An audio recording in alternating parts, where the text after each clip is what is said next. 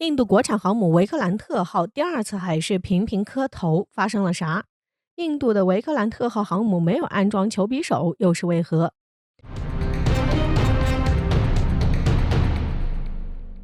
说起印度首艘国产航母维克兰特号，这艘航母从2009年开始建造，历经12年，成为一艘待机时间超长的航母。虽然如今航母总算海试了，却似乎又掉了链子。近日，网上有网友发出视频，解释印度的维克兰特号航母在第二次海试的时候出了一点小状况。事情的起因很简单，就是印度海军首艘国产航母维克兰特号在第二次试航的时候，就有细心的朋友通过观看维克兰特号航母第二次海试的视频时，就发现印度的这艘维克兰特号航母跑起来不大对劲。它不仅一个劲儿的往海里磕头，还顺带给航界两边给撵出一道道白浪，后面清晰可见有很多的浪花，看起来好像是重心不稳的样子，甚至给人感觉要侧翻的感觉，一点儿也不平稳。那么这是怎么回事呢？怎么刚研发出来的航母会是这样的呢？虽然印度一直给人不靠谱的感觉，也有很多人对于这种事儿也都感觉见怪不怪了，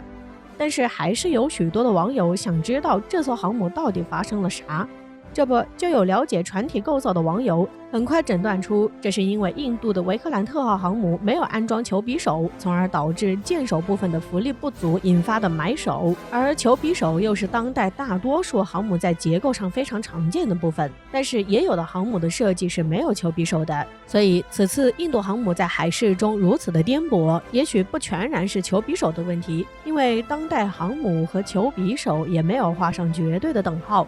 所以发生这样的事实其实也是无可厚非的。但是这种事儿是发生在印度的身上，再加上印度给人的感觉就是十分的无厘头，所以在印度的维克兰特号航母身上发生的事儿就会大大的引起人们的关注，然后就会纷纷猜测是印度自身所存在的问题，而不是出在这艘维克兰特号的身上。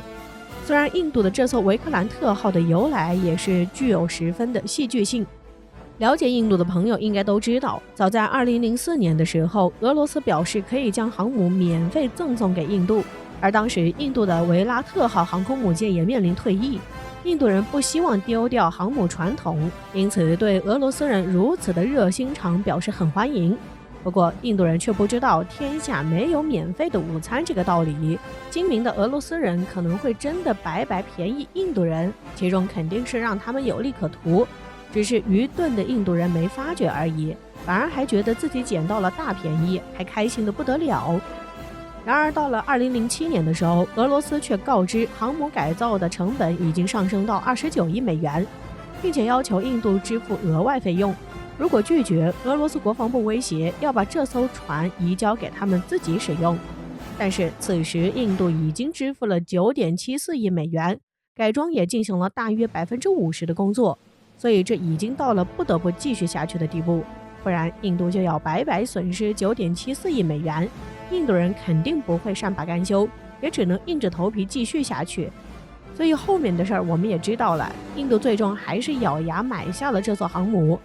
然而这艘天价的航母却成为印度航母的一个负担，频繁的故障、锅炉时常爆炸、航母火灾不断等，这都使得维克拉玛蒂亚号性能备受质疑。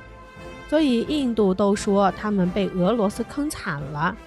然而虽然印度在买了俄罗斯的这艘航母出现了一系列的事故，但是也不能说是被俄罗斯坑惨了，这只能说是一个愿打一个愿挨，没有谁坑谁。但是后面关于维克兰特号的改造，那都是在印度国内进行的，都是自己来负责建造的，那怎么可能会忽略航母上这么重要的东西呢？我们来看看什么是球匕首。球匕首也称作球首，它是船首部水面以下的球状突出部分，是一种用来克服船阻力的结构，其大小和形状与船体相配合，可对水的压力起抵消作用，产生的船波较小，可改善船体附近水流情况，以减小船的阻力。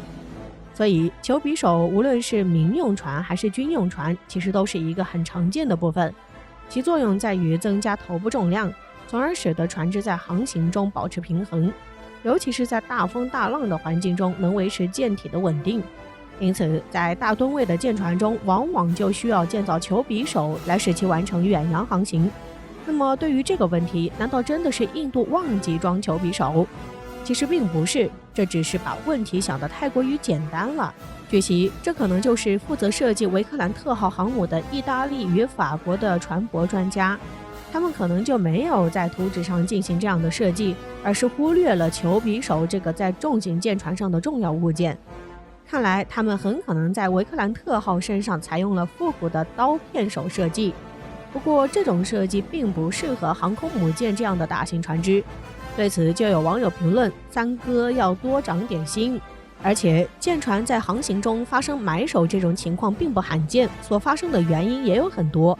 既有简单的船首部分的浮力不足，也有全船重心分布不均匀，还有船首线型外形导致低压区引发，更有海浪波长和船长正好成比例引发遇到波峰时的危险情况。所以对于印度这次维克兰特号航母在航行中发生埋手的问题，原因也在于印度的维克兰特号航母的舰体与飞行甲板设计的十分不和谐。因为从设计思维上，它采用的是斜向交叉的斜角甲板和起飞滑跃甲板，加上右侧的停机区和升降机，让战机在起降作业完全分开的情况下，获得两个能够满载起飞的起飞点。而且印度的维克兰特受限于较小的吨位，其甲板全长262米，然而它的这一长度超出了科钦造船厂的船坞尺寸，这也加大了建造的难度，所以导致维克兰特号飞行甲板前段要显著伸出船坞前端一大段，加上造船所需的前后空间冗余，所以使得整个舰首的重量不断加大。加上他们没有去安装球匕首，所以就导致维克兰特号航母在海试的过程中出现如此大的颠簸。相较于中国的航母，中国的辽宁号和山东号两艘航母都采用了球匕首设计，所以中国的航母从没有出现过这种问题。印度维克兰特号航母在设计之初就没有球匕首，所以并不是他们忘记安装舰船上的这一重要部件，现在要去调整这类不平衡的，其实难度倒也不大，大多数就是调整全船的压载，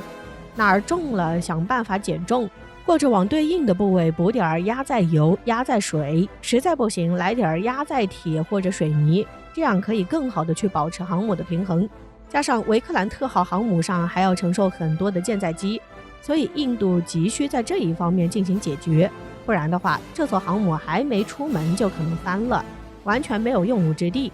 印度真应该要多多和中国学习，在航母的建造上精益求精、实事求是，切实保障航母的质量，以便可以惊艳世界，而不是像印度这样在航母上多次出现问题。